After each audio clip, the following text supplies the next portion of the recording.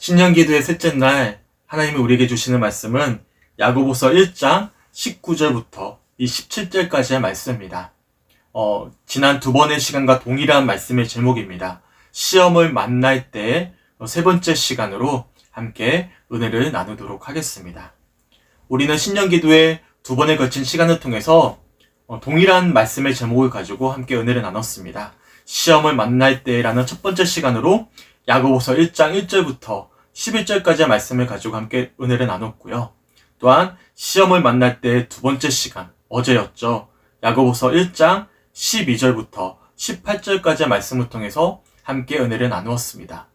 특별히 2021년을 시작하면서 우리가 올 한해 마주하게 될 삶의 여정도 사실 2020년 코로나 사태로 인해서 참 힘겨웠잖아요. 그와 비슷하게 우리가 쉽지 않은 믿음의 여정을 걸어가게 될 터인데 두 번에 걸친 말씀을 통해서 시험을 만날 때 올 한해 우리가 어떻게 더 정직하게, 더 확실하게 주님 보시기에 합당한 모습으로 살아내야 될지에 대해서 우리가 함께 은혜를 나누었습니다. 간략하게 이틀 동안 나누었던 말씀을 잠깐 요약해보면 이렇습니다. 야고보서 1장 2절에 보시면 현재 야고보서를 처음으로 받고 있는 이 초대교인들이 여러 가지 시험을 당하고 있음을 우리가 살펴보았습니다. 하지만 이 야고보 사도가 이 초대교인들에게 뭐라고 이야기하고 있냐면 여러 가지 시험을 당하지만 온전히 기쁘게 여길 것을 말씀하고 있음을 우리가 살펴보았습니다. 여기서 온전히 기쁘게 여긴다라는 것은 단순히 즐겁고 행복하게 느끼는 어떤 감정적인 표현이 아니라 기쁨의 근원은 주님께 둘 것을 표현하고 있는 용어임을 우리가 살펴보았죠. 우리가 온전히 기쁘게 여김으로 그렇게 주님을 바라볼 때면 이 믿음의 시련이 우리를 인내를 만들어가는 것임을 우리가 함께 말씀을 통해 살펴보았고 이렇게 인내가 만들어짐으로 우리가 알 것이다라는 말씀을 함께 살펴보았습니다. 그러니까 여기서 인내라는 것은 우리가 억지로 스스로 한번 이 고난의 시간을 참아봐야지가 아니라 기쁨의 근원을 주님께 둘 때면 우리가 자연스럽게 인내함으로 나아갈 수 있음을 우리가 발견할 수 있음을 우리가 지난 말씀을 통해서 살펴보았습니다. 이처럼 우리가 온전히 인내를 이룰 때면 주님께서 우리를 온전하고 구비하여 조금 더 부족함이 없게 하시겠다라고 말씀하시죠. 여기서 온전하고 구비하여 부족함이 없다라는 것은 주님과의 온전한 관계가 회복되어지는 그런 어떤 표현임을, 관계적인 표현임을 우리가 함께 살펴보았습니다. 하지만 우리가 그런 지혜가 부족할 때면 그렇잖아요. 우리가 인내함으로 주님을 온전히 바라보고 나아가는 것이 이 고난의 때 너무나 힘들지 않습니까? 그리고 우리가 지혜가 부족할 때면 5절에 뭐라고 말씀하셨냐면 하나님께 구할 것을 말씀하셨어요. 그래서 고난을 마주할 때면 믿음의 자녀들이 첫 번째로 가져야 될 믿음의 태도는 다름 아니라 주님께 간구하는 것에 있음을 우리가 지난 시간을 통해 살펴보았습니다. 이처럼 시험을 찾는 자에게는 복이 있다라고 말씀하셨어요.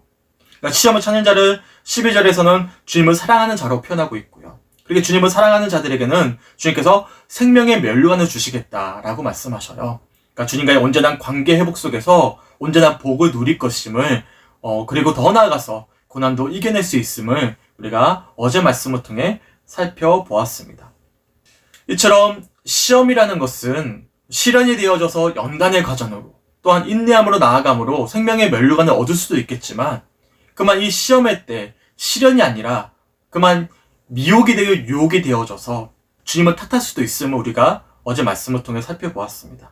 하지만 이 유혹의 원인은 하나님께 있지 않음을, 이 시험의 원인이 주님께 있지 않음을 우리가 함께 살펴보았죠.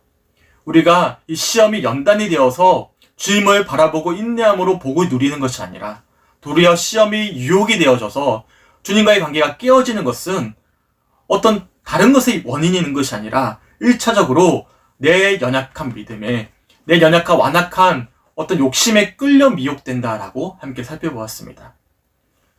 끌려라는 표현이 낚시와 관련된 표현이라고 말씀드렸잖아요.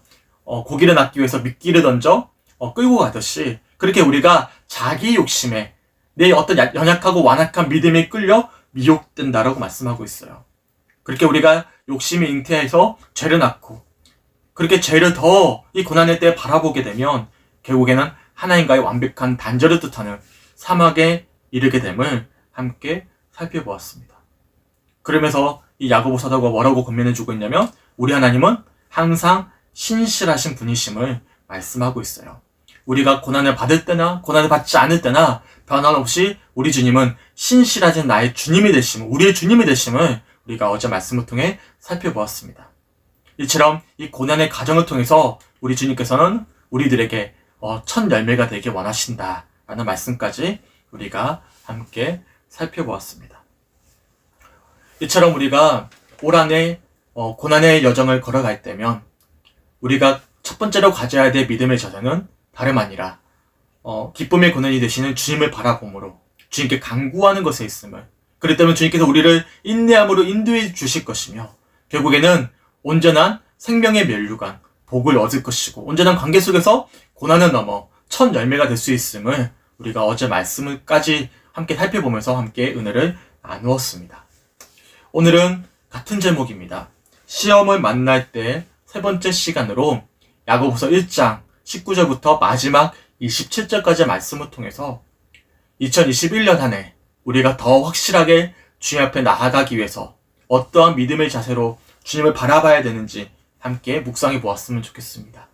특별히 2021년 한 해, 지난 한 해와 같이 코로나19 사태가 계속 이어지고 있는데 우리 삶의 어떤 정황도 너무나 어려울 것이고 더 나아가서 믿음의 어떤 여정은 더 힘겨울 거예요. 이 믿음의 여정을 걸어갈 때 우리가 이 시험을 만날 때 더 확실하게 어떻게 주님을 바라볼 수 있는지 오늘 함께 나눌 이 세 번째 시간을 통해서 아버지의 마음을 확인하고 주신 말씀을 붙잡고 기도함으로 2021년 온전히 믿음의 경주를 완주할 수 있는 우리 사랑하는 성주교회 성도들이 되었으면 좋겠습니다.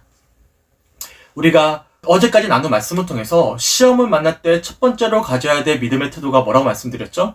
바로 우리에게 지혜가 부족하거든 모든 사람에게 후히 주시고 꾸짖지 아니하시는 하나님께 구할 것을 우리가 첫 번째 말씀을 통해서 살펴보았죠. 그러니까 우리가 시험을 마주할 때 첫 번째로 가져야 될 믿음의 태도는 다름 아니라 기도에 있음을 우리가 함께 살펴보았습니다. 근데 이 기도가요, 과연 만병통치약이 됩니까? 그런가요? 기도는 만병통치약입니까? 기도하면 모든 것이 다 이루어지고 내가 원하는 것을 이루어가는 것이 기도입니까? 성도님들은 기도를 어떻게 생각하시죠? 기도가 무엇입니까? 기도가 무엇이죠? 흔히 세상 사람들은 기도를 어떻게 생각하냐면 정화수를 떼어놓고 비나이다 빛나이다 천지신명이여 제발 제 소원 우리의 바람을 들어주세요. 내가 정성을 다해 기도하오니 꼭 응답해 주세요. 우리가 흔히 생각하는 세상의 기도이죠. 이 기도를 통해서 내가 바라고 원하는 소원이 성취되는 어떤 그런 성취의 수단, 종교적인 수단으로 사용되어지는 것이 흔히 생각하는 기도입니다. 그래서 내 어떤 정성과 마음을 다해 기도하면 내 어떤 정성과 마음을 어떤 합당한 결과를 얻을 수 있고 내가 원하는 것을 성취할 수 있는 어떤 종교적인 수단으로 여기는 것이 흔히 세상에서 이야기하고 있고 통용되고 있는 기도에 대한 개념이죠. 근데 사실 이런 어떤 기도의 어떤 모습들이 개신교 우리 기독교 내에도 그렇게 동일하게 적용되는 경우들이 참 많이 있습니다. 왜 기도의 응답이 없습니까? 더 정성을 다해 기도하세요. 맞는 말이에요. 맞는 말인데 또 틀린 말이기도 합니다. 우리가 더 주님 앞에 정성을 다해 기도해야 되겠지만 이 정성을 다해 기도하는 이유가 무엇 때문이죠? 내가 이 어떤 정화수 떠놓고 간절히 기도하는 것처럼 내가 정성을 다해 기도하면 하나님이 그에 합당한 어떤 응답을 주시기 때문에 그 어떤 내 정성에 합당한 보상을 주시기 때문입니까? 이건 세상의 기도입니다. 기독교에서 말씀하고 있는, 성경에서 말씀하고 있는 기도는 내가 바라는 소원 성취의 수단으로서의 기도를 이야기하지 않습니다. 이거는 지극히 기복주의적이고 오랫동안 우리 한국 사회 내에 만연해 있었던 샤머니즘적인 어떤 잘못된 기도의 어떤 풍토들이 개신교 내에도 그대로 적용이 된 거예요. 그러다 보니까 기도하면 다 이루어집니다. 기도는 만병통치약입니다.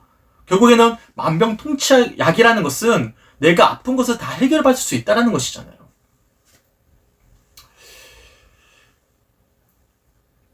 돌아본다면 저희 특별히 우리 어머니 같은 경우에는 평생을 기도하셨거든요. 그러면 우리 부모님, 어머니가 항상 기도했던 제목들이 참 많이 있어요. 돌아본다면 우리 어머니가 기도했던 것이 다 응답이 되었는가? 그렇지 않다라고 생각합니다. 예를 든다면 우리 가정이 여전히 경제적으로 참 많이 힘겼거든요. 그 힘겨운 과정 속에서 우리가 믿음으로 승화되어져서 주님과의 더 친밀한 교제로 나아갈 수 있었지만, 반대로 우리가 아무리 이 경제적인 문제를 해결해 달라고 기도했지만 여전히 해결되지 않았습니다. 우리 어머니의 정성이 부족하기 때문입니까? 기도는 만병통치약이라고 이야기하잖아요. 어떻게 된 것이죠?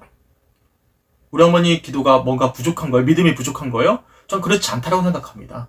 그러니까 이 기도라는 것이 지금까지 얼마나 잘못 우리들에게 인식되어져 왔는지를 알 수 있는 대표적인 예인 것이죠. 성경에서 말씀하는 기도는 내가 바라는 어떤 소원의 성취 수단으로서의 기도를 이야기하지 않아요. 이 기도라는 것은요, 내려놓음을 뜻하는 표현입니다. 기도는 주님, 내려놓습니다. 주님 말씀하시면 듣겠습니다. 이런 어떤 문제들이 있습니다, 주님. 경제적인 문제도 있고, 건강의 문제도 있고, 자녀의 문제도 있고, 앞으로의 어떤 미래의 어떤 방향성의 문제도 있습니다. 하지만 주님, 이런 문제를 주님 앞에 내어드립니다. 주님, 주님의 뜻을, 아버지의 마음을 듣고 나아가길 원합니다. 주님, 이런 바람도 있고요. 이런 소망도 있고요. 이런 간절한 어떤 외침도 있습니다. 그래서 다 이야기해요. 낱낱이 다 말씀하셔야 돼요. 하지만 이 말씀한 이 모든 것들을 주님 앞에 내어드리는 것. 주님의 뜻에 합당하게 행하실 수 있도록 하나님 앞에 우리의 마음을 내어드리는 것. 이게 바로 성경에서 말씀하고 있는 기도의 참된 모습이라는 것입니다. 세상에서 말하는 기도는 내가 원하는 것이 이루어지는 것이야말로 기도라고 이야기해요. 그것이 기도 응답이라고 이야기합니다. 하지만 기독교에서 말씀하고 있는, 성경에서 말씀하고 있는 기도는 내가 원하는 대로 되지 않을 수도 있는 거예요. 하나님의 뜻은 내 뜻과 다를 수도 있는 것입니다. 하나님이 보시기에는 우리는 근시안적으로 지금 이 순간만 보고 있지만, 우리 하나님은 창세전부터 지금까지 항상 변함없으신 카이로스의 하나님, 가장 최선의 시간을 지금도 여전히 변함없이 살아내고 계시는 분이시기 때문에 우리가 볼 수 없는 미래까지도 다 보고 계시거든요. 그래서 주님은 어떤 방향이 가장 옳은 길인지를 다 알고 계신다라는 것입니다. 그래서 우리가 봤을 때는 주님, 이거는 하나님 내 뜻이 아니에요. 가장 선한 길이 아닌 것 같아요. 라고 이야기할 수 있겠지만, 주님이 보시기에는 그 길이 최선의 길이 아닐 수 있다라는 것입니다. 그래서 내가 원하는 바람과 다른 어떤 응답을 받을 수도 있다는 것이죠. 그래서 성경에서 말씀하고 있는 기도는 내 뜻을 이루는 것, 내 소망을 성취하는 것, 이게 어떤 세상에 말하는 기도와는 개념이 달리 성경에서 말씀하고 있는 기도는 내 뜻까지도 주님께 내어드리며 주님의 일하심을 소망하는 것. 아버지, 말씀하여 주시옵소서. 듣겠습니다. 아버지의 마음을 확인하기 원합니다. 주님, 일하여 주시옵소서. 주님께 내어드리는 것. 이게 바로 기독교에서 말씀하고 있는 기도라는 것입니다. 완전히 성격이 다르죠. 내가 바라는 것을 이루는 것, 이게 세상의 기도고요. 내가 바라는 것을 낱낱이 고백하셔야 됩니다. 이야기하지 말라는 말씀이 아니에요. 당연히 우리의 간구, 우리의 어떤 소망, 간절한 어떤 마음까지도 말씀하셔야 됩니다. 더 나아가서 하나님 앞에 삿대지도 하셔야 되고요. 하나님 앞에 원망과 불평도 쏟아내셔야 됩니다. 그러니까 기도라는 것이 거룩하게 나를 꾸미고 막 포장되어져서 경건한 단어들이 이야기하는 것이 기도가 아니라 하나님 앞에 있는 모습 그대로 내 마음 그대로를 솔직하게 토해내는 것, 이게 바로 기도거든요. 슬프면 슬프다고, 기쁘면 기쁘다고, 속상하면 속상하다고 말씀하셔야 되는 것이고요. 하나님, 올 한해 우리 성주교회 부흥하기 원합니다. 우리 성주교회 성도들 모두 다 축복받기 원합니다. 저 역시도 올 한해 경제적으로 어려운 문제들이 다 해결받기 원하고, 우리 주에 학교 들어가게 되는데 학교 생활 잘하기 원하고, 우리 주인이 지혜와 명철 생겨서 정말로 꼬리가 아니라 머리 되기 원합니다. 우리 바람이잖아요. 이것을 정직하게 말씀하셔야 돼요. 그러니까 제가 말씀드리는 것은 우리의 어떤 마음을 포장하고 아닌 척하면서 주님 일하여 주시옵소서, 이걸 말씀드리는 것이 아니에요. 있는 그대로 다 고백하고 나서 아버지 뜻을 듣겠습니다. 내 비어있는 마음 가운데, 내어드린 마음 가운데 주님의 일하심을 확인하기 원합니다. 분별하기 원합니다. 라고 고백하는 것이 기도임을 성경에서는 말씀하고 있는 것이고 2021년 안에 우리도 그렇게 기도해야 한다는 사실을 기억하셨으면 좋겠습니다. 이 기도는 내려놓음이에요. 주님 말씀하시면 듣겠습니다. 그래서 잠언 28장 9절에 보면 이렇게 말씀해요. 사람이 귀를 돌려 율법을 듣지 아니하면 그의 기도도 가증하니라. 사람이 귀를 돌려야 해요. 나를 향해 있는 귀를 이제 돌려놓는 것입니다. 그리고 율법을 듣지 아니하면, 말씀을 듣지 아니하면, 아버지의 마음을 확인하지 아니하면 그의 기도가 가증하다. 하나님이 받으시는 기뻐하시는 기도가 아님을 말씀하고 있는 것이죠. 그래서 우리가 정직하게 주님 앞에 기도하게 되면요, 어디로 나아가게 되죠? 기도하게 되면 자연스럽게 말씀 앞으로 나아가게 됩니다. 주님이 분명하게 정직하게 말씀하시는 첫 번째 은혜의 통로, 말씀의 통로가 뭐냐면 바로 응답의 통로가 뭐냐면 말씀이잖아요. 우리의 감정에 따라서, 어떤 성향에 따라서, 경향에 따라서, 환경에 따라서 우리 생각에 대한 어떤 아버지를 향한 분별력은 흐트러질 수 있거든요. 하지만 말씀은 1.1에 틀리지 않습니다. 변함이 없어요. 그래서 우리가 기도하게 되면 자연스럽게 아버지의 뜻을, 아버지의 마음을 확인하기 위해서 어디로 나아가게 되냐면 기도하는 자들은 반드시 말씀 앞에 나아가게 되는 것입니다. 말씀으로 이어지는 것이죠. 그래서 말씀 없는 기도, 기도 없는 말씀, 있을 수 없는 것이죠. 당연히 말씀 없는 기도는 자연스럽게 욕망을 성취하기 위한 도구로 나아가게 되는 것입니다. 지극히 세상적인 기도로 나아가게 되는 것이죠. 소망과 바람을 성취하기 위한 어떤 종교적인 행위로만 그칠 수 있다는 것입니다. 또 반대로 기도 없는 말씀? 이거는 더 큰 문제입니다. 기도 없는 말씀은요, 이 말씀이 그만 지식이 되어져서 교만하고 아집하고 독선적인 모습으로 더 발전해 나갈 수가 있는 거예요. 기도 없어요? 말씀에 어떤 지식만이 쌓여갑니다. 대표적으로 성경에 어떤 인물이 등장합니까? 바로 외식하는 기도를 드렸던, 그래서 기도는 외식했는데 말씀의 지식은 많았던 바로 바리새인들이 바로 기도 없는 말씀의 사람들이었음을 우리가 너무 잘 알고 있지 않습니까? 그래서 이 말씀이 기도에 대한 자연스러운 응답으로 나아가기 위한 그 나를 향한 말씀이 아니라 기도가 없어져 버리니까 이 말씀이 누군가를 향한, 타인을 지적하기 위한, 타인을 판단하기 위한 도구가 되어져 버린다라는 것입니다. 말씀은 나를 향한 말씀인데 말씀 앞에 서게 되면, 기도함으로 말씀 앞에 서게 되면 자연스럽게 이 말씀이 나를 향해 말씀하는데 우리가 기도 없이 말씀을 듣게 되면 자연스럽게 이 말씀이 나를 향해 있는 것이 아니라 누군가를 향해 있다라는 것입니다. 그래서 이 기도 없는 말씀 없는 기도는 모두 다 문제 있는 신앙의 태도임을 꼭 기억하셨으면 좋겠습니다.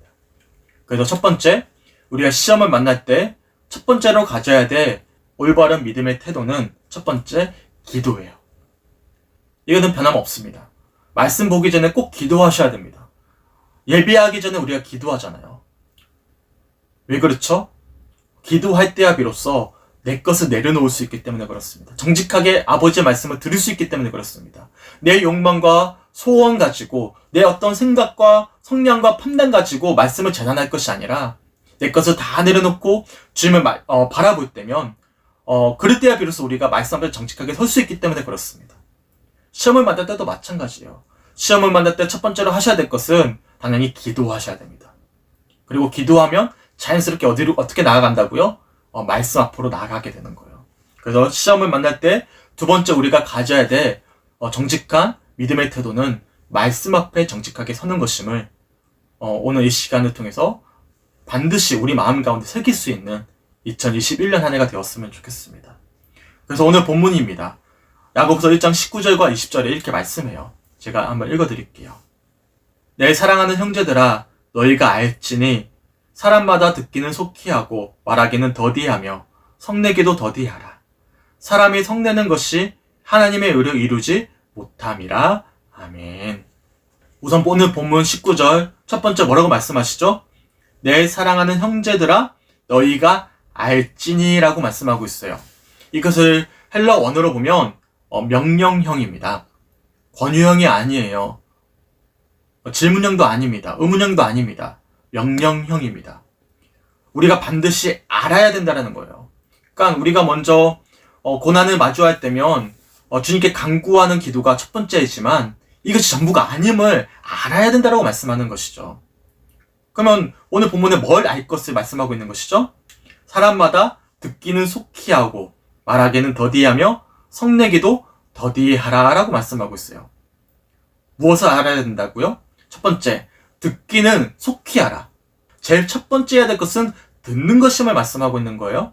두 번째, 말하기는 더디하라. 그리고 세 번째, 자연스럽게 성내기도 더디할 것을 말씀하고 있습니다. 저는 성숙의 첫 번째 시작은 경청으로부터 시작된다고 생각합니다. 이 사람이 얼마나 성숙한가? 이것은 이 사람이 얼만큼 타인의 이야기를, 타인의 생각을 공감해주고 들어주는가? 이로부터 이 사람이 성숙한지 안 한지가 드러나게 되는 것이죠. 우리 주애나 주아, 준이 조금 이제 성장해서 성숙해졌어요. 하지만 주아 같은 경우에는요, 여전히 자기 이야기만 합니다. 부모님의 이야기를 잘 듣질 않아요. 내 뜻을, 내 이야기를 먼저 하길 원하고, 그렇게 자기 이야기를 막 주장하기 원하지. 부모님이 그렇게 생각하시구나.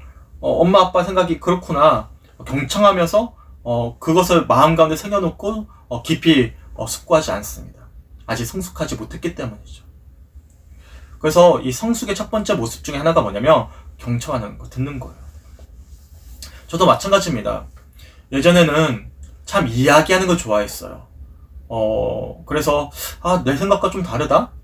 특별히 이 신앙적인 문제 앞에서 내 성향과 다르다? 그러면 막 내 주장을 이야기하고 그거 틀렸어. 그렇게 하면 안 돼. 이거 하나님 뜻이 아니야. 하나님 뜻은 이런 것이야. 이것이 진짜 올바른 신학이야. 교리야.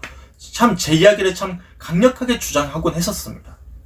하지만 참 오랜 세월 동안 어려움을 겪고 아버지 앞에 정직하게 서가면서 그렇게 믿음의 연륜이 쌓여가고 제 어떤 믿음의 깊이가 더 성숙해지고 깊어지면서 자연스럽게 내 것을 이야기하기 전에 듣는 것에 더 마음을 두게 되더라고요.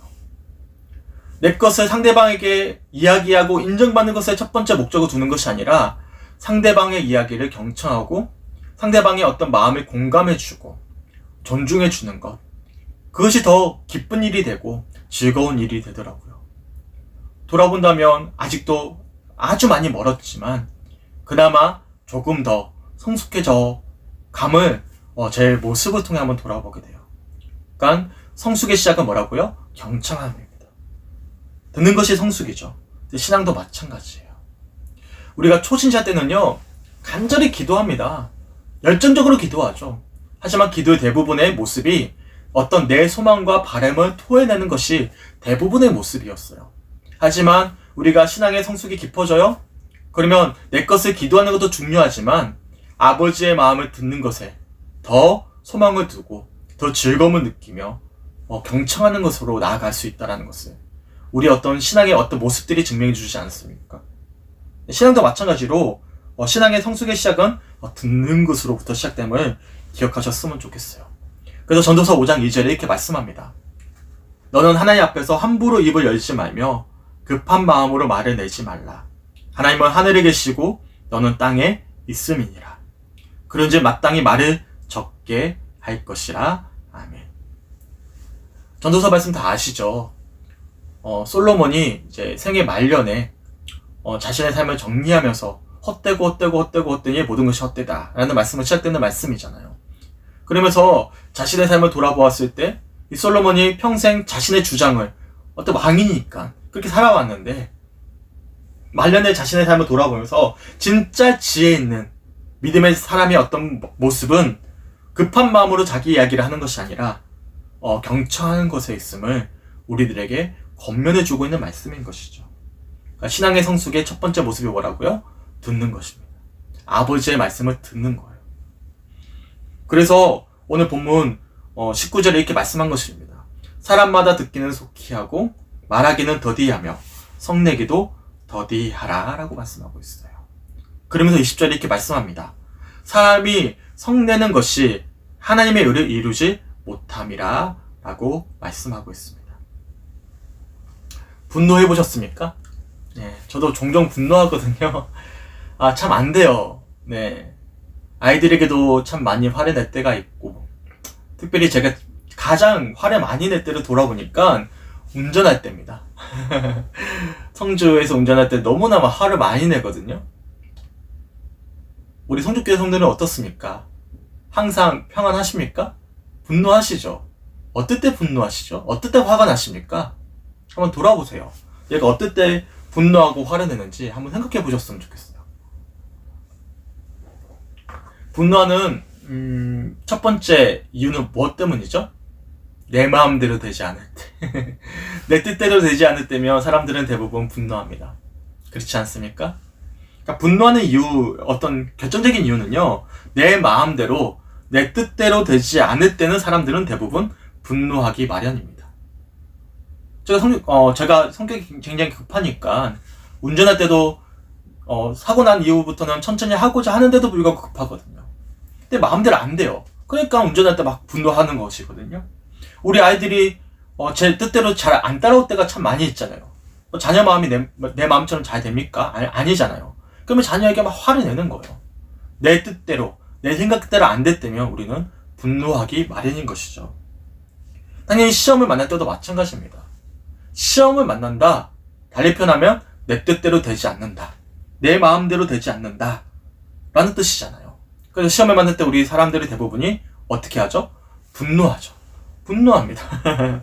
이 분노가 첫 번째로는 타인을 향해 나아갑니다. 너 때문이야. 너 때문에 내 마음대로 안 되는 거야. 이게 더 나아가면 하나님을 향해 나아가게 되는 것입니다. 하나님 어떻게 나한테 그렇게 하실 수 있어요? 내가 그렇게 기도했는데, 내가 그렇게 하나님 앞에 헌신했는데, 그렇게 하나님 앞에 내 마음을 드렸는데 왜 하나님 그렇게 하실 수 있어요? 이 기도가 그만 내 바람을 이루기 위한 성취의 수단, 종교의 수단이 되었던 모습인 것이죠. 시험을 만날 때 우리가 분노하는 이유는 온전한 기도를 드리지 않았기 때문이죠. 온전히 주님을 바라보지 않았기 때문이죠. 이처럼 내 마음대로 되지 않을 때, 이런 어떤 시험을 만날 때면 우리가 분노하게 되는 것입니다. 그러면서 21절에, 오늘 본문 21절에 이렇게 말씀합니다. 그러므로 모든 더러운 것과 넘치는 악을 내버리고 너희 영혼을 능히 구원할 바 마음에 심어진 말씀을 온유함으로 받으라. 아멘. 뭐라고 말씀하시죠? 첫 번째, 버릴 것을 말씀하셔요. 그러므로 모든 더러운 것과 넘치는 악을 내버려라. 모든 더러운 것과 넘치는 악입니다. 죄의 근원이 어디서부터 시작되죠? 유혹의 첫 번째 1차적인 책임은 어디서부터 시작된다고 어제 말씀을 통해 살펴보았습니까? 내 욕심에 끌려간다라고 말씀했잖아요. 그러니까 죄의 첫 번째 시작은 내 욕심입니다. 누구 탓이 아니에요. 그래서 우리가 첫 번째로 버려야 될 것은 내 마음 가운데 있는 욕심, 욕망, 그리고 불신앙입니다. 우리가 분노하는 이유는요, 내 뜻대로 되지 않았기 때문이거든요. 내 뜻대로 하겠다라는 것이 바로 죄의 모습인 것입니다. 그래서 첫 번째 우리가 버려야 될 것은요, 모든 더러운 것과 넘치는 악은요, 바로 이기적이고 교만하고 불신앙적인 우리의 욕심에 있음을 첫 번째 말씀하고 있는 거예요. 이처럼 첫 번째 버릴 것을 말씀하셔요. 그리고 이어서 뭐라고 말씀하시죠? 너희 영혼을 능히 구원할 바 마음에 심어진 말씀을 온유함으로 받을 것을 말씀하십니다. 버리고 나서 그 위에 받을 것을 말씀하고 계시는 거예요. 우리 영혼을 능히 구원할 바, 우리 영혼을 구원으로 이끌어가는 이 마음에 심어진 말씀을 온유함으로 받을 것을 말씀하고 있는 것이죠. 이처럼 우리가 시험을 마주할 때 첫 번째로 가져야 될 신앙의 태도는 기도입니다. 기도가 뭐라고 말씀드렸죠? 내려놓음이에요. 우리가 시험을 마주할 때면 분노가 일어나거든요. 저도 마찬가지입니다. 내 뜻대로 안 되니까요. 그래서 막 분노합니다. 누구 탓을 하고, 지역 탓을 하고, 사람 탓을 하고, 환경 탓을 하고 막 탓을 합니다. 더 나아가서 하나님께 막 분노해요. 하지만 이 모든 것들을 다 주 앞에 정직하게 쏟아내고 기도할 때면 더 나아가게 되는 것이죠. 이 분노까지도, 내 어떤 욕망까지도 주 앞에 버려지는 것입니다. 내려놓게 되는 것입니다. 이게 기도의 본 모습이에요. 이렇게 우리가 기도함으로 내려놓게 되면 그 다음에 이 내려놓은 빈 자리에 비어있는 우리의 심령 가운데 뭘로 채우게 되는 것이죠? 받는 거예요. 말씀을 온전히 받게 되는 것입니다. 내려놓은 우리들의 마음 가운데 주님의 말씀으로 채우게 되는 것이죠. 2021년은 우리 한 해 동안 시험을 계속해서 마주하게 될 것입니다. 그래서 우리가 첫 번째 가져야 될 믿음의 태도는 기도하는 것입니다. 그리고 두 번째 태도가 뭐죠? 말씀을 경청하는 거예요. 비어있는 내려놓은 우리의 심령 가운데 주님의 말씀으로 채워가는 것입니다. 그럴 때 우리가 더 확실하게 2021년 안에 주님 앞에 반듯하게 세워져 갈 수 있음을 기억하셨으면 좋겠어요. 그래서 에베소서 4장 22절부터 24절까지 이렇게 말씀합니다. 너희는 유혹의 욕심을 따라 썩어져가는 구습을 따르는 옛사람을 벗어버리고 오직 너희의 심령이 새롭게 되어 하나님을 따라 의와 진리의 거룩함으로 지으심을 받은 새 사람을 입어라. 아멘. 뭐라 말씀하시죠? 옛사람을 벗어버려라. 그리고 너희의 심령이 새롭게 되라. 그럴 때 우리가 거룩함으로 지으심을 받은 새 사람을 입게 된다라고 말씀하고 있는 것입니다. 바라게는 올 한해 옛사람을 벗어버리고 새 심령이 되어서 올 한해 거룩함으로 지음을 받은 새 사람이 되어져가는, 그렇게 더 확실하게 주님 앞에 세워져 갈 수 있고 우리의 믿음의 어떤 성장뿐만 아니라 믿음의 성숙까지도 이뤄갈 수 있는, 그래서 첫 열매가 되어져서 이 코로나 시대에 정말 수많은 그리스도인들이 질탄받고 있지만 우리 성주교회 성도님들은 정말로 첫 열매로서 본이 될 수 있는 그런 2021년 한 해가 되었으면 좋겠습니다. 복음은요, 말로 전해지지 않습니다. 복음은 삶으로 전해집니다.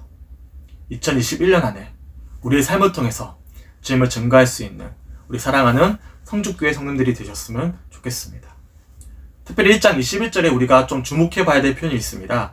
말씀을 어떻게 받으라고요? 말씀을 온유함으로 받으라 라고 말씀하고 있어요. 그냥 받는 게 아닙니다. 온유함으로 받는다. 온유함으로 받는다. 무슨 뜻일까요? 되게 중요한 말씀이거든요. 말씀을 온유함으로 받는다. 비슷한 뜻이지만 참 다른 의미를 담고 있는 표현이 있습니다. 순진하다, 순전하다. 같은 뜻 아니에요? 순진한 거랑 순전한 거랑 뭐가 다릅니까? 라고 이야기하실 수 있어요. 순진한 것도 좋고 순전한 것도 좋지만 순진한 사람들은요 쉽게 어떤 누군가의 미혹과 유혹에 넘어집니다. 순진하니까요.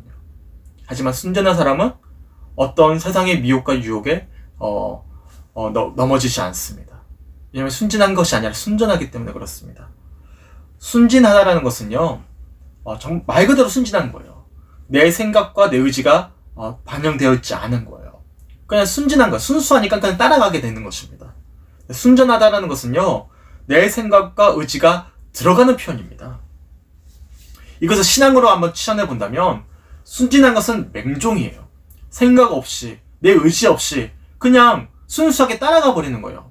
이게요 올바른 믿음의 어떤 방향성과 어떤 말씀이면 상관이 없는데 이게 어떤 이단이나 잘못된 가르침이나 어떤 기복주의나 번영신학이나 세상에 어떤 물든 어떤 잘못된 가르침이 그들에게 어떤 투영되게 되면 순진한 신앙은 그만 잘못된 곁길로 나아갈 수 있다는 사실이죠. 하지만 순전한 것은 순진한 것과는 다릅니다. 맹종이 아니에요. 순전한 것은 순종함입니다. 순종이라는 것은요 그냥 무턱대고 따라가는 게 아니에요. 내 생각 없이 내 의지 없이 그냥 주님 말씀하셨으니까 나 따라가겠습니다. 좋은 거니까 좋은 것이죠 라고 나아가는 것이 순전함이 아니에요. 순종이 아니에요. 순종은요 내 생각과 의지를 주님께 내어드리는 것입니다. 아무 생각 없이 따라가는 것이 아니라 내 마음과 내 생각과 내 의지까지도 주님께 맡겨드리는 것이 바로 순전함입니다. 그래서 온유함이라는 것은요 순진함을 뜻하는 것이 아니라 순전함을 뜻하는 표현이에요. 이것을 달리 표현하면 겸손함입니다. 주님 앞에 내 뜻을, 내 생각을, 내 의지를 내어드리고 주님 말씀하십시오. 순종하겠습니다. 주님 따르겠습니다. 이게 바로 온유함이라는 뜻에 담겨져 있는 뜻인 것이죠. 그래서 우리가 올 한해 주님 앞에 기도하고 말씀을 들을 때 생각 없이 그냥 맹종하면서 순진하게 따라가는 것이 아니라 정말로 내 마음과 내 뜻과 내 의지가 내 기도와 말씀 가운데 투영되셔야 되는 거예요. 정말로 주님 앞에 전정으로 내어드릴 수 있어야 되는 것입니다. 그럴 때 이 신앙이 누군가로부터 그냥 끌려가는 신앙이 아니라 주님 앞에 단독자로서 바로 서서 내 삶과 내 어떤 고백을 드릴 수 있고 내 모든 것을 드릴 수 있는 진정한 믿음의 고백이 될 수 있다는 사실입니다. 시험을 마주할 때 우리가 쉽게 넘어지는 것은요, 오랫동안 신앙생활을 했는데도 불구하고 누군가를 의지한 거예요.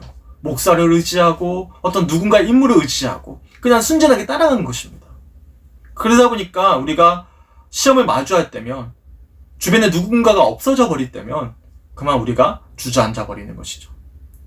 그래서 이 시험을 마주할 때 첫 번째 기도하고 말씀하는 것인데 온유함으로, 겸손함으로, 순진함으로 주님께 내 마음과 내 뜻과 의지를 내어드릴 수 있으셔야 된다는 것이죠.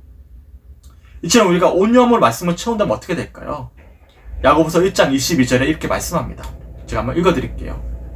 너희는 말씀을 행하는 자가 되고 듣기만 하여 자신을 속이는 자가 되지 말라. 야고보서 1장 22절에 너희는 말씀을 행하는 자가 되고 듣기만 하여 자신을 속이는 자가 되지 말라라고 말씀하고 있어요. 그러니까 두 가지 태도를 비교하고 있죠. 그러니까 말씀을 행하는 자와 듣기만 하여 자신을 속이는 자를 비교하고 있습니다.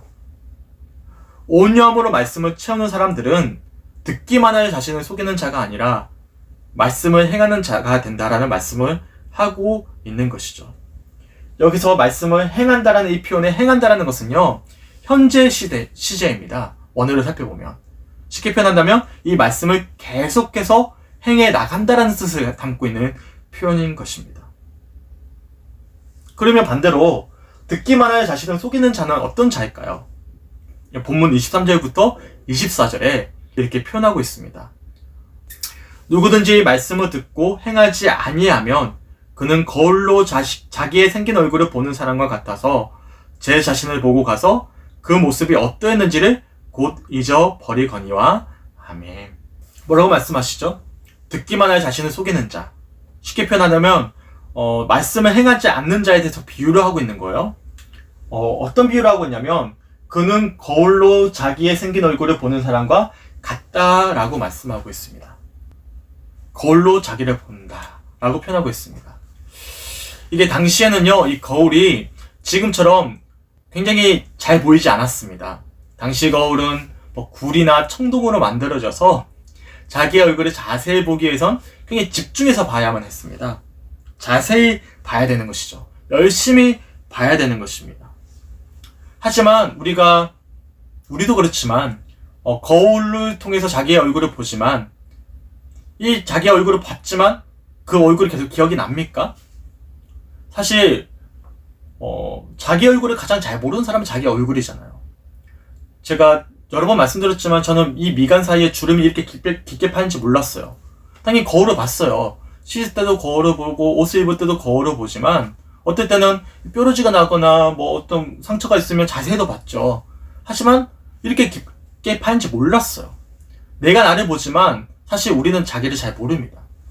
그래서 오늘 본문에서 뭐라고 말씀하시냐면 제 자신을 보고 가서 그 모습이 어땠는지를 곧 잊어버린다라고 말씀하고 있어요. 무슨 말이죠? 되게 중요한 말씀이에요.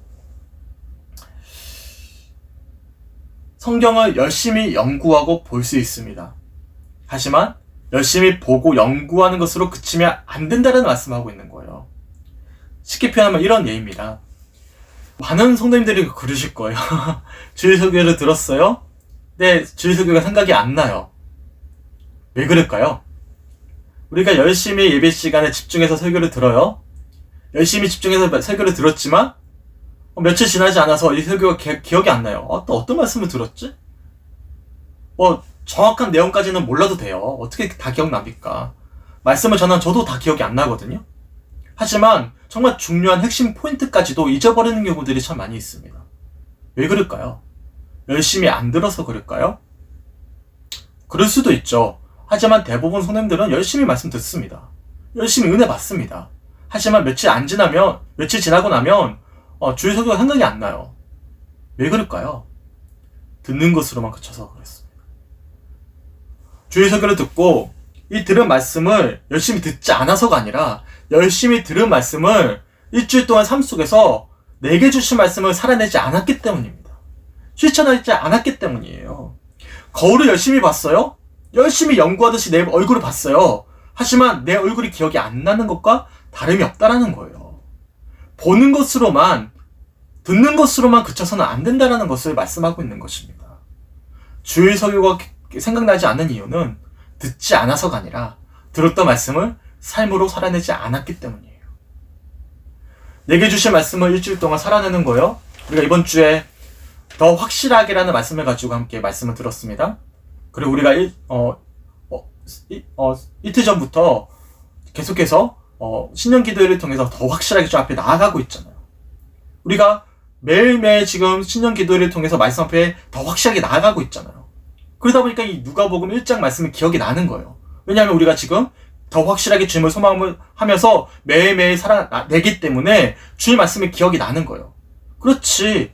주님께서 왜 우리 성죽교회 올 한해 시작하면서 누가복음 1장 말씀, 누가복음 전체 말씀을 주셨을까? 복음이라는 것이 복음을 한 번도 안 들었던 사람이 아니라 이미 복음의 기쁜 소식을 아는 자들에게, 그들에게 더 확실하게 말씀을 전하기 위해서 전해진 복음서이지, 그 말씀 기억나잖아요. 왜냐하면 우리가 지금 매일매일 더 확실하게 주 앞에 나아가고 있는 이 주일의 말씀을 실천하고 있기 때문에 그런 것입니다. 하지만 우리가 들었던 말씀을 월요일날, 화요일날 기억하면서 삶 속에서 살아내고자 노력하지 않았어요? 고백하지 않았어요? 그러면 수요일쯤 되면요, 하나도 기억 안 납니다. 열심히 들었는데 기억이 안 나는 것이죠. 그래서 주일 설교가 생각나지 않는 이유는, 말씀이 내 마음 가운데 새겨지지 않는 이유는 듣지 않아서가 아니라 살아내지 않았기 때문이죠. 그래서 뭐라고 말씀하냐면, 누구든지 말씀을 듣고 행하지 아니하면 이라고 말씀하고 있는 거예요. 말씀을 행하지 아니하면. 이처럼 우리가 시험을 만날 때 가져야 될 이제 세 번째 태도입니다. 바로 실천하는 것, 살아내는 것입니다. 첫 번째, 우리가 시험을 만날 때 가져야 될 정직한 믿음의 태도는 기도하는 것입니다. 두 번째는 기도함으로 주님께 내어드릴 때면 내 비어있는 20년 가운데 주님의 말씀으로 채워가는 것입니다. 그리고 세 번째죠, 채워진 말씀을 이제는 살아내는 것이에요. 이것이 우리가 올 한해 2021년 시험을 마주할 때 아버지 앞에 보여야 되는, 살아내야 되는 어떤 삶의 태도인 것입니다. 그럴 때 우리가 주님의 어떤 생명의 면류관을 받고 첫 열매가 되어져서 정말 이 고난의 시간에 정말로 정직한, 정말 진솔한, 정말로 진정한 그리스도인으로서 본이 되어질 수 있다는 사실을 기억하셨으면 좋겠습니다. 그래서 오늘 본문 야고보서 1장 25절에 이렇게 말씀합니다. 자유롭게 하는 온전한 율법을 들여다보고 있는 자는 듣고 잊어버리는 자가 아니요 실천하는 자니 이 사람은 그 행하는 일에 복을 받으리라. 아멘. 너무 귀한 말씀이에요. 실천하는 자는, 이 실천하는 자는 어떤 사람이 된다고요? 자유롭게 하는 율법, 온전한 율법을 들여다볼 수 있는 자라고 말씀하고 있어요. 자유롭게 하는 율법이래요. 그러니까 실천하는 자는 이 율법을 들여다봄으로 자유롭게 된대요. 이 자유함이 너무나 중요하거든요. 이 고난에 마주할 때면 고난을 넘어서 자유함을 누리는 것입니다. 복의 근원이 되시는, 우리 삶의 어떤 생사로 주관하시는 주님 앞에서 진정한 참된 자유함을 누리는 것입니다. 이것이 진짜 복이거든요. 고난에 마주하더라도 고난 너머에 있는 것이죠. 고난을 그 안에 들어가서 고난의 어떤 눌림을 받는 것이 아니라 고난 위에서 고난을 바라보는 것이죠. 자유함을 누리는 거예요. 실천한 자들은 말씀 앞에서 자유함을 누리고, 그래서 어떤 자가 된다고요? 이 사람은 그 행하는 일에 복을 받는다라고 말씀하고 있는 것입니다. 너는 복이 된다라는 말씀인 것이죠. 제가 이틀간의 말씀을 통해서도 말씀드렸지만 야고보서에서 말씀하고 있는 이 복은 소유적인 어떤 개념이 아니에요. 내가 뭔가를 얻었고 뭔가를 가지고 있다라는 어떤 개념이 아닙니다. 뭔가를 많이 먹고 뭔가를 많이 가지고 뭔가를 많이 누리는 것, 이게 세상에 말하는 복이지만 성경에서 말씀하는 대부분의 복의 개념은 소유적인 개념이 아니라 관계적인 표현입니다. 그러니까 너는 복이 된다는 것은 뭘 의미하죠? 주님과의 온전한 관계 회복을 뜻하는 표현이죠. 주님 안에서 진정한 자유함을 누리는 것입니다. 고난 때문에 우리가 절망하고 낭망하는 것이 아니라 고난 너머에서 일하실 그 주님의 약속의 말씀을 붙잡고 온전한 관계 아래 진짜 자유함을 누리는 복을 말씀하고 있는 것이죠. 소망하기는 2021년 한 해 동안 고난을 마주할 때 이런 어떤 진정한 자유함을 누릴 수 있는 우리 사랑하는 성주교회 성들이 되시길 주님의 이름으로 간절히 축원합니다. 그러면서 오늘 본문 26절과 27절에 좋지 못한 예에 대해서 말씀하고 있어요. 우선 26절에 이렇게 말씀합니다. 누구든지 스스로 경건하다 생각하며 자기 혀를 제가 물리지 아니하고 자기 마음을 속이면 이 사람의 경건은 헛것이라 라고 말씀하고 있습니다. 올 한해 고난을 마주할 때 우리가 가지지 않아야 될 어떤 믿음의 태도인 것이죠. 뭐죠? 스스로 경건하다 생각하며 자기 혀를 제가 물리지 아니한다. 그렇게 자기 마음을 속이는 사람은 그 사람의 경건은 헛것이다 라고 말씀하고 있습니다. 우리가 정말 기도하고 말씀 주신 것을 삶 속에서 실천한다면 어떻게 될까요? 우리가 정말 주신 말씀을 살아냈다면 어떻게 되죠? 실천하면 할수록 우리는 나는 할 수 없음을 깨닫게 됩니다. 정말 그렇습니다. 제가 젊은 시절에, 그러니까 신학생 시절에는요, 아는 것으로만 가득했어요. 아는 것을 살아내지 못했죠. 여전히 아직은 믿음의 연륜도 짧았고 성숙하지 않았기 때문에. 그래서 열심히 누군가에게 가르치긴 했지만 이 가르침을 내 스스로의 삶 속에서 살아내지 못했어요. 그러다 보니까 어떤 내가 알고 있는 지식들, 신앙의 어떤 연륜들이 상대를 향한 어떤 비판의 도구가 되고 내 이야기를 주장하기 위한 어떤 수단이 되었다라는 사실이죠. 하지만 이제는 그렇지 않습니다. 왜냐하면 오늘 말씀도 동일한데요. 제가 먼저 그렇게 살아내지 못할 때가 훨씬 더 많습니다. 그래서 오늘 주시는 이 말씀들은요. 사랑하는 성주교회 성도를 위한 말씀이기도 하지만 1차적으로 항상 설교의 1차적인 대상은 저입니다. 매주마다 전해지는, 매일같이 전해지는 이 말씀들이요. 첫 번째 누구를 향해 지금 제가 설교를 하고 있냐면 성도님들이 아니에요. 성도님들의 2차 대상이에요. 1차 대상은 저입니다. 이 말씀이 우리 성도님들을 지적하기 위한 것도 아니고 판단하기 위한 도구도 아니에요. 바로 이 말씀은 저를 먼저 주시는 말씀이고 더 나아가서 사랑하는 가족들, 사랑하는 성도님들에게 주어지는 말씀이라는 것입니다. 당연히 이 말씀이 나에게 주어졌기 때문에 이 말씀을 살아냈다면 저 말씀대로 살아내지 못하거든요. 언제 실천하지 못하거든요. 그러면 내가 할 수 없음을 알아가기 때문에 주님 앞에 더 낮아지고 겸손해질 수밖에 없는 것입니다. 그래서 말씀을 실천하게 되면요. 누군가를 지적할 수가 없어요. 누군가에게 탓을 돌릴 수가 없습니다. 겸손해질 수밖에 없어요. 말씀을 통해 누구를 보게 되는 것이죠? 바로 나를 보게 되는 것입니다. 말씀을 통해 우리를 보게 되는 것이죠. 그래서 오늘 본문 26절에 정말로 정직하지 못한 그런 어떤 좋지 못한 예를 어떻게 이야기하고 있냐면 누구든지 스스로 경건하다 생각하며 자기 혀를 제가 물리지 아니하고 자기 마음을 속이면 이 사람의 경건은 헛것이라 라고 말씀하고 있는 것입니다. 우리의 어떤 신앙의 이 경건은 오직 하나님만이 아십니다. 내 어떤 진솔한 마음, 아버지 앞에 정직한 모습은 오직 누구만이 판단하시고 알고 계시냐면 우리 주님만이 알고 계셔요. 이것을 깨닫게 됩니다. 그러니까 이 신앙이라는 것은요. 주님과 나와의 1대1의 관계이지 누군가를 판단하고 재단하기 위한 누군가를 향한 도구가 될 수 없다는 것입니다. 1대1의 관계예요. 그래서 우리는 겸손히 주님만을 바라볼 수밖에 없게 되는 것입니다. 너무나 안타깝습니다. 한국교회에 얼마나 많은 상대를 향한 힐난과 판단과 비판이 난무한지 모릅니다. 정말 잘못된 이단의 가르침들도 있죠. 하지만 이단의 가르침, 그러니까 이단의 가장 큰 핵심의 잘못은 누군가가 예수님과 하나님 대신하는 것이거든요. 교주가 있다라는 거예요. 누군가 가르치는 대상이 너무나 중요한 인물이 되어버립니다. 신천지같이 이만희가 보혜사처럼 여겨지는 경우도 있고요. 구원파처럼 박옥수라는 사람의 가르침이 결정적으로 핵심적인 가르침이 되어버리는, 예수님보다 그 사람의 어떤 가르침이 더 중요하게 여겨질 수도 있는 어떤 우상화가 되는 것이죠. 이게 잘못된 이단의 가르침이거든요.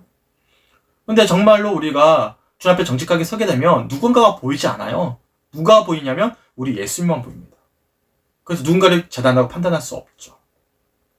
정직하게 우리 자신만을 보게 된다라는 것입니다. 근데 한국교회 얼마나 많은 그런 경우들이 많이 있는지 모릅니다. 제가 성주교회 와서요, 특별히 이 성주군에 와서 감리교가 이단이라는 이야기를 얼마나 많이 들었는지 모릅니다. 최근에도 들었어요.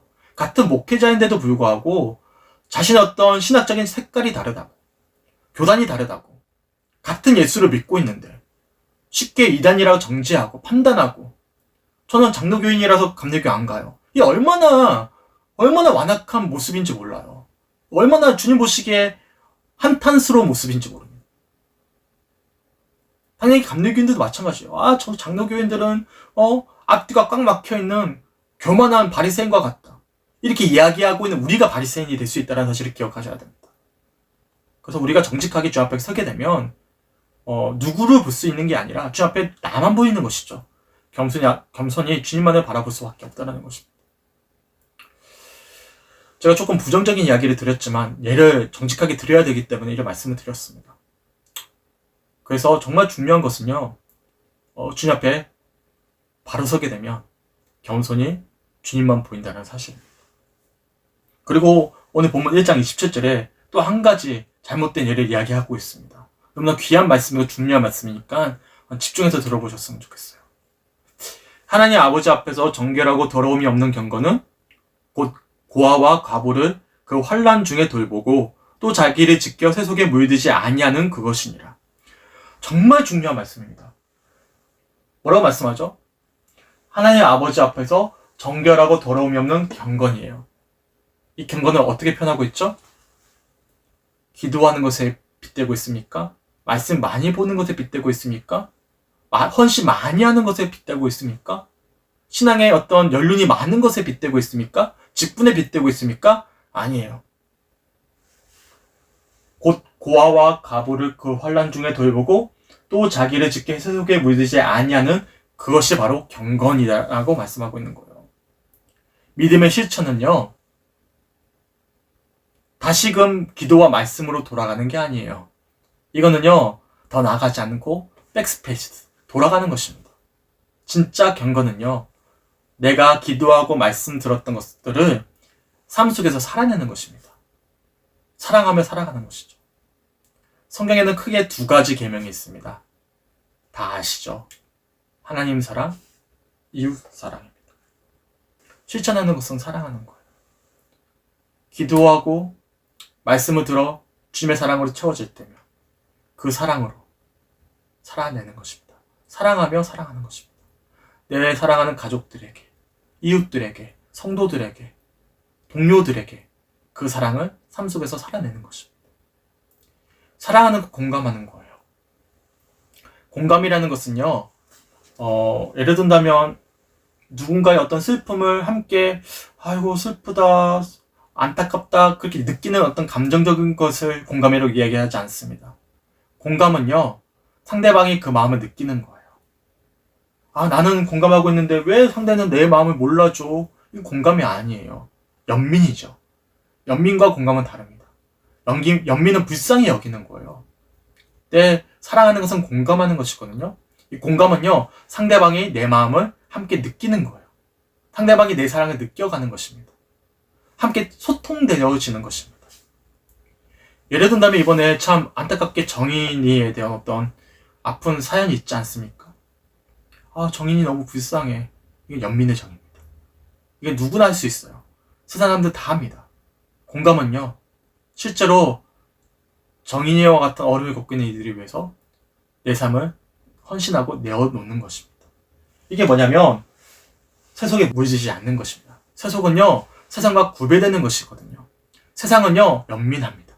불쌍히 여기죠. 하지만 불쌍히 여기고 나면 어느샌가 정인이를 향한 어떤 이 분위기들, 어떤 유행이 식어져 가면요. 어느새 또 똑같은 일상의 반복이 되어버려요. 발전이 없죠.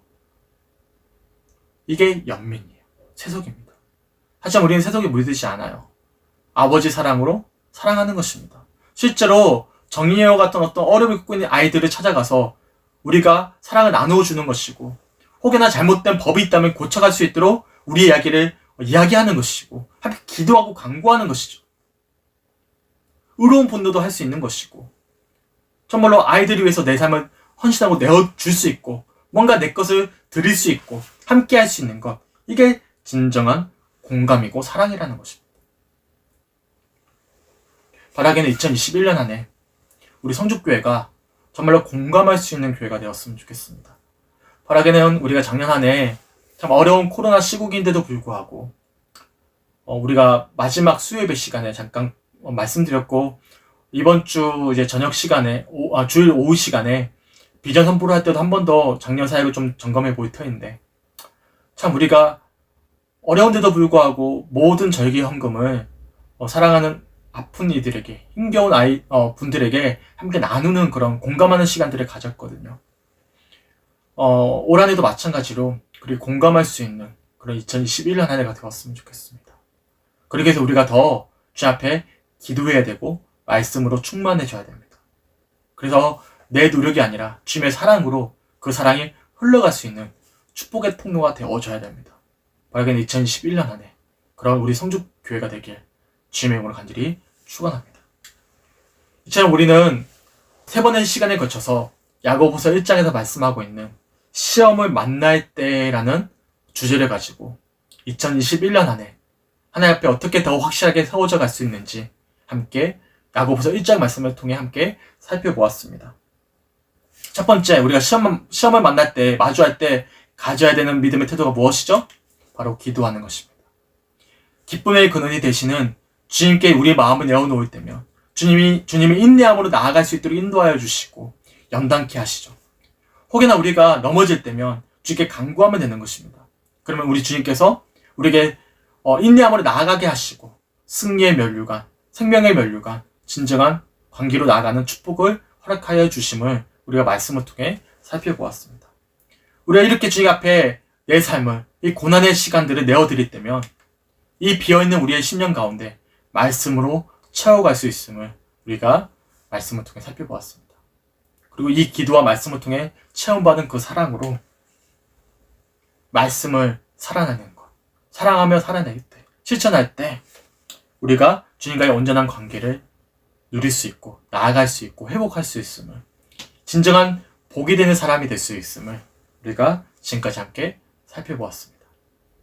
이처럼 올 한 해 더 확실하게 주님 앞에 바로 설 수 있는 우리 사랑하는 성죽교회 성도들이 되시길 주님의 이름으로 간절히 축원합니다. 야고보서 1장 말씀이 참 너무나 귀하죠. 이 말씀들은 복음을 처음 듣는 사람들이 아니라 믿는 자들에게 어떻게 하면 더 깊은 믿음의 성숙으로 나아갈 수 있을지 권면해주고 있는 말씀이었음을 지금까지 살펴보았습니다. 그래서 야고보서의 주제를 더 확실하게 주일 예배 말씀과 동일한 제목으로 정했던 것입니다. 2021년 한 해 더 확실하게 믿음의 성숙으로 나아갈 수 있는 우리 사랑하는 성죽교회 성도들이 되시길 주님의 이름으로 간절히 축원합니다. 제가 마지막으로 오늘 본문 19절부터 27절까지 말씀을 유진 피터스 목사님의 메시지 성경으로 마지막 읽어드리고 마치겠습니다. 잘 안 보이실 거예요. 제가 읽어드릴 테니까 잘 들어보시고 오늘 나에게 주신 말씀들을 이 말씀을 통해 잘 정리해 보셨으면 좋겠습니다. 사랑하는 친구 여러분, 사람들이 모이는 곳마다 이렇게 알리십시오. 귀를 앞세우고 혀가 뒤따르게 하고 분노는 한참 뒤처지게 하라고 말입니다. 사람이 화내는 것으로는 하나님의 의를 잘하게 할 수 없습니다. 모든 악덕과 암과 같은 악을 쓰레기통에 던져버리십시오. 그저 마음을 겸손하게 하여 우리의 정원사이신 하나님께서 여러분을 말씀으로 조경하셔서 여러분의 삶을 구원의 정원으로 만드시게 하십시오. 말씀을 한 귀로 듣고 다른 귀로 흘려보내면서도 자신의 말씀을 듣는 사람이라고 스스로 속이는 일이 없게 하십시오. 들은 그대로 행하십시오. 듣고도 행하지 않는 사람은 거울을 흘끗 들여다보고 떠나가서는 금세 자기가 누구이며 어떻게 생겼는지 전혀 알지 못하는 사람과 같습니다. 그러나 계시된 하나님의 권고, 자유를 주는 삶을 흘끗이라도 살피고 거기서 떠나지 않는 사람은 마음과 머리가 산만하지 않으며 행동으로 옮기는 사람입니다. 그런 사람은 그 행함으로 기쁨과 확신을 얻게 될 것입니다. 그럴듯한 말로 경건한 척하는 사람은 자기를 속이는 자입니다. 그러한 경건은 자기 자랑이자 허풍일 뿐입니다. 하나님 아버지 앞에서 인정받는 참된 경건은 어려움을 겪는 집 없는 사람과 사랑받지 못하는 사람들을 보살피고 하나님을 모르는 세상에 오염되지 않도록 조심하는 것입니다. 아멘. 시험을 만날 때 올 한해 우리가 어떻게 더 확실하게 주 앞에 나아가고 살아내야 될지 함께 말씀을 통해 묵상해 보았습니다. 오늘 주신 말씀을 깊이 묵상하시면서 올 한해 더 확실하게 주 앞에 성숙하게 세워져 갈 수 있는 우리 사랑하는 성주교회 성도님들과 우리 성주교회가 되길 주님의 이름으로 간절히 축원합니다. 아멘. 우리 함께 찬양하고 기도했으면 좋겠습니다. 제가 참 좋아하는 찬양 중에 내가 주인 삼은이라는 찬양이 있어요. 제가 가사를 읽어드리겠습니다. 내가 주인 삼은 모든 건 내려놓고 내 주 대신 주 앞에 나가. 내가 사랑했던 모든 건 내려놓고 주님만 사랑해. 주 사랑 거친 풍랑에도 깊은 바다처럼 나를 잠잠케 해. 주 사랑 내 영혼의 반석 그 사랑 위에 서리. 이 시간이 찬양을 함께 부르시고 기도했으면 좋겠습니다. 올 한해 시험을 마주할 때면 기도함으로 또 말씀 앞에서 또 말씀을 사랑함으로 하나님 생명의 면류관을 얻고 정말로 첫 열매가 되어져서 주님께 영광 올려드리는 삶이 되길 간절히 소망합니다. 그러기 위해서 이 시간 첫 번째, 내가 주인 삼은 모든 건 내어드립니다. 주님 일하여 주시옵소서. 나를 통해 역사하여 주시옵소서. 나를 통해 주님의 살아계심을 증거될 수 있도록 아버지 함께하여 주시옵소서. 이 시간 이 찬양을 부르시고 우리들에게 주신 말씀 붙잡고 내가 주인 삼은 모든 것을 주 앞에 내어드릴 수 있는 고백의 시간이 되었으면 좋겠습니다. 우리 함께 찬양하고 기도하겠습니다. 우리 달빛마을 함께 부르시는 찬양과 함께 부르시면서 함께 주 앞에 나아가도록 하겠습니다.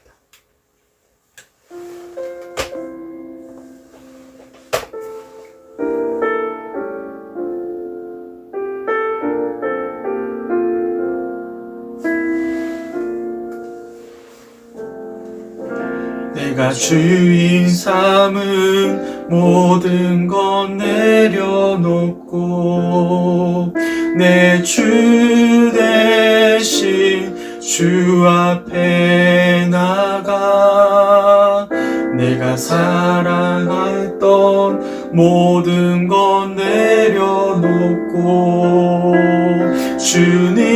주님만 사랑해. 내가 주인 삼은 모든 건 내려놓고 내가 주인 삼은 모든 건 내려놓고 내 주 대신 주 앞에 내가 사랑했던 모든 건 내려놓고 내가 사랑했던 모든 건 내려 주님만 사랑해. 주님만 사랑해. 주 사랑 거친 풍랑에도 주 사랑 거친 풍랑에도 깊은 바다처럼 나를 잠잠케 해. 주 사랑 내 영혼의 반석 주 사랑 위에 서리. 아멘. 내가 주인 삼은 모든 것 내려놓고 내 주 대신 주 앞에 나가 내가 사랑했던 모든 것 내려놓고 주님만 사랑해. 아멘. 주 사랑, 주 사랑, 거친 풍랑에도 깊은 바다처럼 나를 잠잠케 해. 주 사랑, 내 영혼의 반석, 주 사랑 위에서 고백합니다. 주 사랑, 거친 풍랑에도 주 사랑, 거친 풍랑에도 깊은 바다처럼 나를 잠잠케 해. 주 사랑, 너의 영혼의 반석, 그 사랑 위에 서리, 그 사랑 위에 서리, 그 사랑 위에 서리, 그 사랑 위에 서리.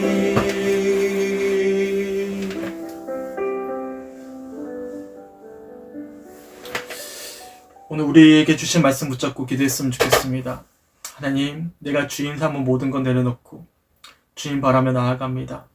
하나님, 이 시간 우리의 간구함을 들어주시고 하나님, 이 시간 올 한해 역사하여 주시옵소서. 오늘 우리에게 주신 말씀 붙잡고 함께 기도하며 나아가도록 하겠습니다. 우리 다 함께 기도합니다.